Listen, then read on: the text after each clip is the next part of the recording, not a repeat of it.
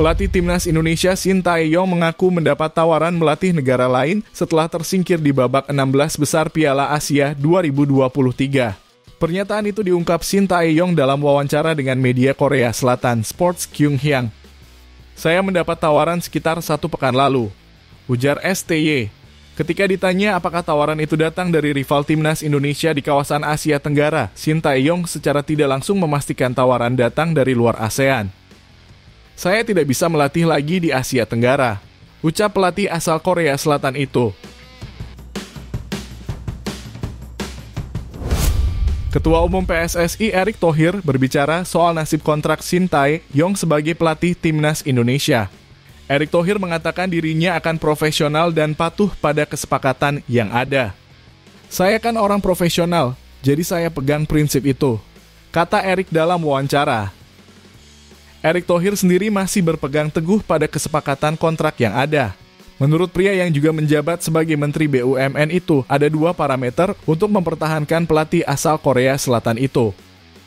Jika Coach Shin mau mundur, saya tidak bisa nolak, tutur Erick. Tapi, kesepakatan saya dan STY yang kontraknya habis hingga Juni. Ada 2 parameter, yakni Timnas Senior lolos 16 besar Piala Asia yang kemarin, dan 8 besar Piala Asia U23 bagi Timnas muda kita. Kita punya komitmen itu, baru kemudian bicara perpanjangan untuk 2027. Jelas Erick. Berdasarkan parameter itu, Erick menargetkan Sintayong untuk mengantar Timnas Indonesia U23 menembus babak perempat final Piala Asia U23 2024. Turnamen itu akan berlangsung di Qatar pada 15 April hingga 3 Mei 2024.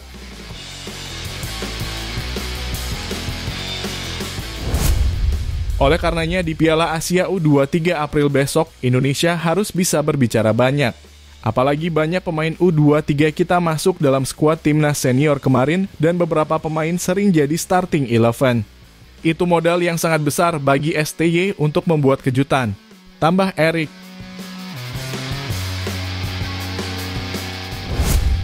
Kontrak Sintayong bersama PSSI akan berakhir Juni 2024. Ajang Piala Asia U23 2024 di Qatar disebut akan menjadi penentu nasib perpanjangan kontrak STY bersama Timnas Indonesia. STY meraih hasil cukup impresif sejak dipercaya menjadi pelatih Timnas Indonesia pada 2020. Meski belum pernah merebut gelar juara, pelatih 53 tahun itu sukses mencetak sejarah bersama tim Garuda.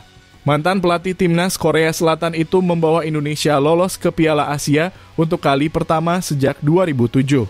Selain itu, Sintayong membawa Timnas Indonesia untuk kali pertama lolos ke 16 besar Piala Asia.